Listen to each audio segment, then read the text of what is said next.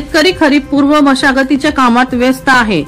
मात्र अशातच बियाण्याच्या दरात 20% पर्यंत वाढ झाली.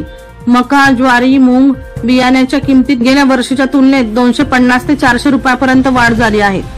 आधीच घरात पडलेला पाऊस, सोयाबीनचे भाव पडल्यामुळे शेतकरी चिंतेत आहे.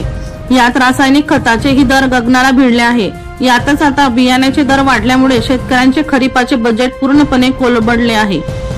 दरम्यान शेतकऱ्यांना 1 एप्रिल पासून पीक कर्ज वाटप सुरू झालेले आहे. खरीप हंगामाच्या पेरणीसाठी शेतकरी खते व बियाणे खरेदी करत आहेत.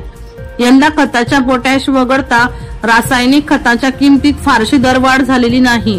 सन 2021-22 मध्ये पोटॅशची बॅग 890 रुपयांना होती. यंदा पोटॅशचे दर 1665 रुपयापर्यंत दुपट्टीने वाढले आहेत. शासनाने खताच्या किमती ग्रेड निहाय निश्चित केलेल्या आहेत. मोठ्या व छोट्या उत्पादकांच्या किमती त्याच आहेत. खताच्या किमतीत दरवाढ झालेली नाही. सुपर फॉस्फेट आता झिंक व बोरान या घटकांसह उपलब्ध झालेले आहेत.